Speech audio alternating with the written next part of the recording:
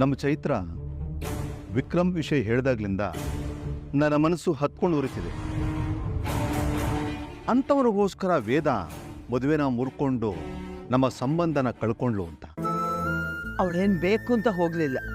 ಉಮಾಮಹೇಶ್ವರನ ದೇವಸ್ಥಾನದಲ್ಲಿ ಮಾ ಇನ್ನು ಎಷ್ಟು ದಿವಸ ಮಾತುಗೊಂದ್ಸಲ ಉಮಾಮಹೇಶ್ವರನ ತಂದು ನಿಲ್ಲಿಸ್ತೀಯ?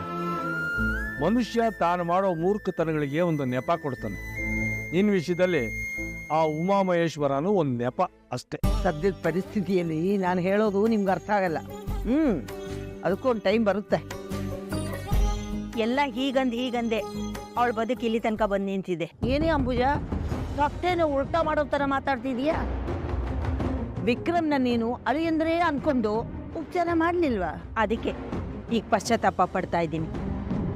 ಆದಷ್ಟು ಬೇಗ ವೇದನ ವಿಷಯದ ಬಗ್ಗೆ ನೀವು ಒಂದು ನಿರ್ಣಯಕ್ಕೆ ಬರಬೇಕು ಬೀಗ್ರೆ. ತಡ ಮಾಡಂಗಿಲ್ಲ. ನೀವು ಅಂದರೆ ನನ್ನ ಮಗನ ಕೈಯಲ್ಲಿ ಈಗಲೇ ತಾಳಿ ಕಟ್ಟಿಸ್ತೀನಿ.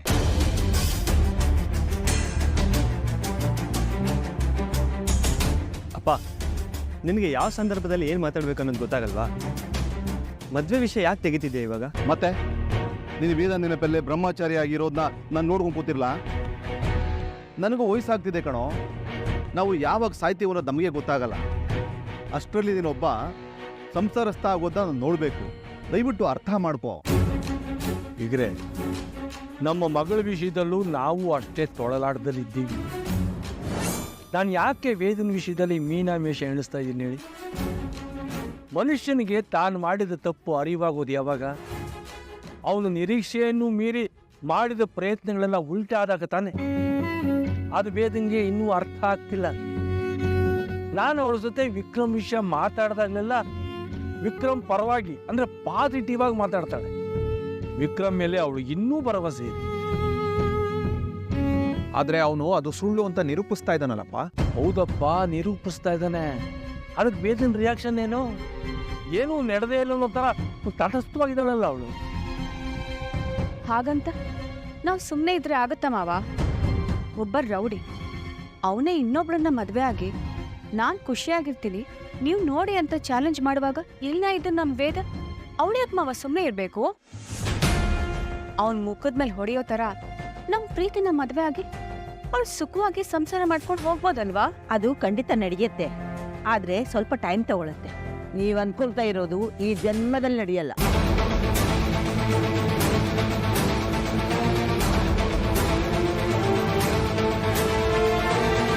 ಈ ವೇದಾವತಿ ಮಾತು ಯಾವತ್ತೂ ಸುಳ್ಳಾಗಲ್ಲ. ವಿಕ್ರಮ್ ಯಾವತ್ತಿದ್ರು ವೇದನ್ ಸೊತ್ತೆ. ಹಾಗಾದ್ರೆ ನಾಳೆ ನಡೆಯೋ ನಿಶ್ಚಿತಾರ್ಥದ ಬಗ್ಗೆ ತಮ್ಮ ಅಭಿಪ್ರಾಯ ಏನು? ವಿಷಯ ಗೊತ್ತಾದ ತಕ್ಷಣ ಗಳಗಳ ಅಂತ ಅಳ್ತಾ ಕೂತಿದ್ರಿ. ಈಗೇನು ಇಷ್ಟೊಂದು ಕಾನ್ಫಿಡೆನ್ಸು? ಕುರುಡು ನಂಬಿಕೆಯಿಂದ ಏನನ್ನೂ ಸಾಧಿಸಕ್ಕಾಗಲ್ಲ. ಲೋಕೆ, ವೇದನ್ ಕರಿಯಪ್ಪ.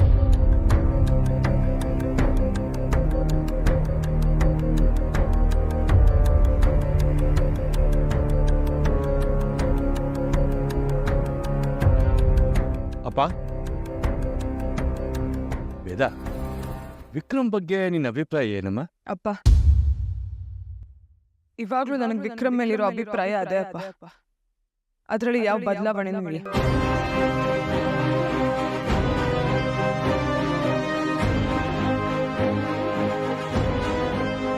ಅವನಿಗೆ ನಾಳೆನೇ ಎಂಗೇಜ್ಮೆಂಟು. ಅದು ನಡೆಯಲ್ಲ.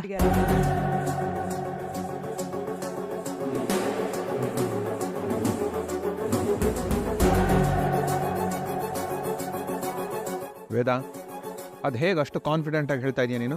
ಯಾಕಂದ್ರೆ ವಿಕ್ರಮ್ ಏನು ಅಂತ ನನಗೆ ಗೊತ್ತು. ಅವನು ಯಾವುದೇ ಕಾರಣಕ್ಕೂ ಸಾಕ್ಷಿನ ಒಪ್ಪಲ್ಲ. ಸಾಕ್ಷಿ ಅಂತ ಅಲ್ಲ, ನನ್ನ ಬಿಟ್ಟು ಪ್ರಪಂಚದಲ್ಲಿ ಯಾವುದೇ ಹುಡುಗಿನೂ ಅವ್ನ ಕಣ್ಣೆತ್ತು ಕೂಡ ನೋಡಲ್ಲ. ವೇದ, ಇದು ಓವರ್ ಕಾನ್ಫಿಡೆನ್ಸ್ ಅಂತ ಅನ್ನಿಸ್ತಿಲ್ವೇನಮ್ಮ ನಿಂಗೆ? ಅಲ್ಲಪ್ಪ, ನಂಬಿಕೆ. ನಾನು ವಿಕ್ರಮ್ ಮೇಲಿಟ್ಟಿರೋ ನಂಬಿಕೆ. ಒಂದು ವೇಳೆ ನಾಳೆ ನಿಶ್ಚಿತಾರ್ಥ ನಡ್ಬಿಟ್ರೆ ಆಗ ನಿನ್ನ ಕಲ್ಪನೆ ತಪ್ಪು ಅಂತ ಒಪ್ಕೋತೀಯಾ? ಇವಾಗ ನಾನು ಏನೇ ಹೇಳಿದ್ರು ನನ್ನ ಮಾತನ್ನ ನೀವು ನಂಬಲ್ಲ ಅಂತ ನನಗೆ ಚೆನ್ನಾಗಿ ಗೊತ್ತು. ನಾಳೆ ಕಳೀಲಿ, ಅವಾಗ ನಾನೇನು ಹೇಳಬೇಕಾಗಿಲ್ಲ. ವಿಕ್ರಮ್ ಏನು ಅಂತ ನಿಮಗೆ ಅರ್ಥ ಆಗುತ್ತೆ. ಆಗಲ್ಲ, ನಾಳೆ ಕಳೆದ ಮೇಲೆ ನಿನ್ನ ಜೊತೆ ಮಾತಾಡ್ತೀನಿ. Till you feel confident? 100%. Vikram ನನ್ನವನು. ನನ್ನನ್ನು ಬಿಟ್ಟು ಅವ್ರಿಗೆ ಬೇರೆ ಯಾವ ಪ್ರಪಂಚನೂ ಗೊತ್ತಿಲ್ಲ. ನಾಳೆ ನಿಶ್ಚಿತಾರ್ಥ ನಡೆಯಲ್ಲ.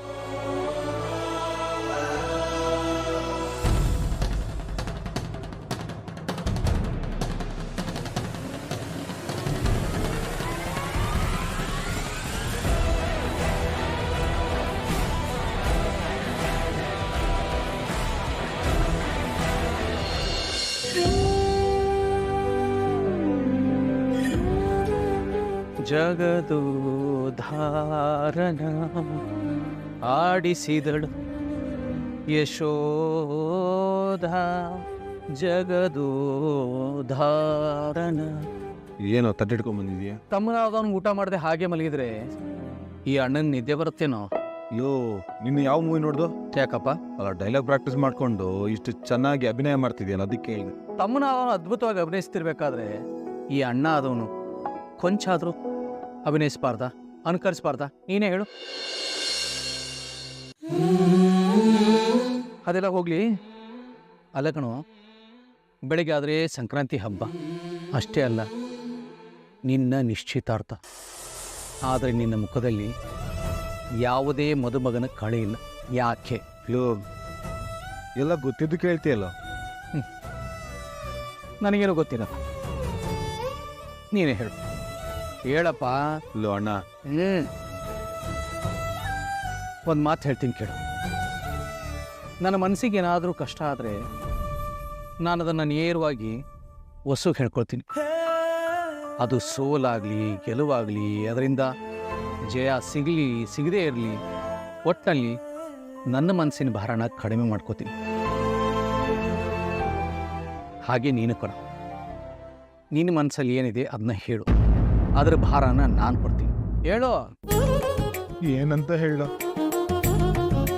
ಈ ನಿಶ್ಚಿತಾರ್ಥ, ಮದುವೆ, ಇದು ಯಾವ್ದು ನನಗೆ ಇಷ್ಟ ಇಲ್ಲ ಕಣ.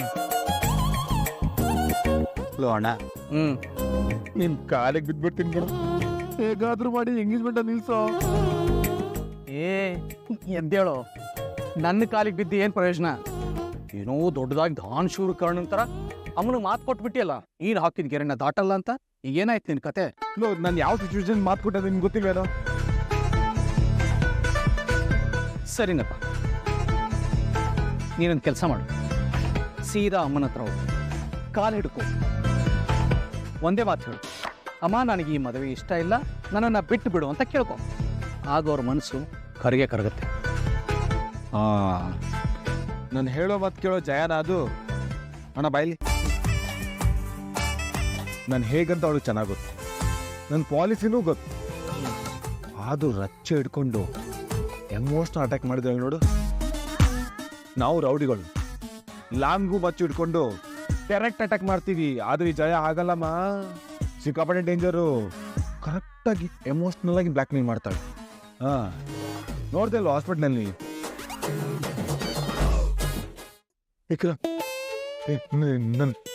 ನನಗೊಂದು ಮಾತಾಡ್ಸ್ಕೊಡ್ತೀಯ? ಏನ್ ಪರ್ಫಾರ್ಮೆನ್ಸ್ ಅಂತೀಯ?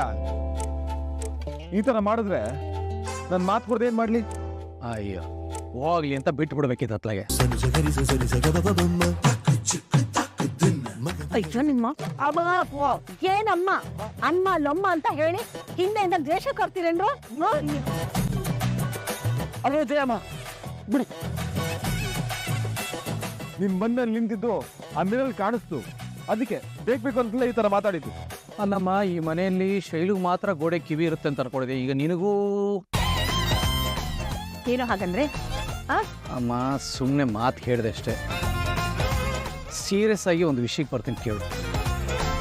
ಸಾಕ್ಷಿ ಜೊತೆ ಮದುವೆ ಆಗೋದಕ್ಕೆ ವಿಕ್ರಮ್ಗೆ ಒಂಚೂರು ಇಷ್ಟ ಇಲ್ಲ. ಅವನಿಗೇನು, ನನಗೂ ಇಷ್ಟ ಇಲ್ಲ, ನನ್ನ ಹೆಂಡತಿಗೂ ಇಷ್ಟ ಇಲ್ಲ. ಅದಕ್ಕೋ ನಾವು ಮೆತ್ತಗೆ ಬಂದು ಹಿಂದೆಯಿಂದ ಬತ್ತಿ ಇಡ್ತಾ ಇರೋದು? ಹಾಗೆಲ್ಲ ಏನಿಲ್ಲಮ್ಮ, ನಾವು ನಿಮ್ಮ ಮಕ್ಕಳು.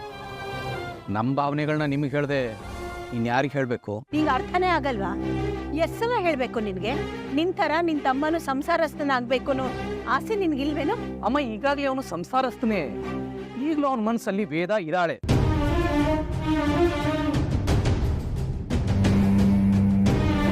ಅಮ್ಮ, ನಿನಗೆ ವೇದ ಮೇಲೆ ಏನೇ ಕೋಪ ಇರಲಿ, ಆದರೆ ನೀನು ಹೀಗೆಲ್ಲ ಅತಿ ಮಾಡಬಾರ್ದಾಗಿತ್ತು. ನೀನು ಈಗಲೂ ಸುಮ್ಮನೆ ಹ್ಞೂ ಅನ್ನೋ ಸಾಕು. ವೇದನ ಕರ್ಕೊಂಡು ಬಂದು ಅವಳು ತಪ್ಪಿಲ್ಲ ಅಂದರು ನೀನು ಕಾಲು ಬೀಳಿಸಿ ಕ್ಷಮೆ ಕೇಳಿಸ್ತೀನಿ, ಆಯ್ತಾ? ಇನ್ನೊಂದು ಮಾತು, ವೇದಾಗಿಂತ ಒಳ್ಳೆ ಹುಡುಗಿ ಹುಡುಕಿದ್ರು ಸಿಗ್ತಾಳ, ಅದನ್ನ ಹೇಳು. ಮತ್ತೆ ಅದನ್ನೇ ಮಾತಾಡ್ಬೇಡ ಕಣೋ, ಅದು ಮುಗ್ದು ಹೋಗಿರೋ ಕತೆ.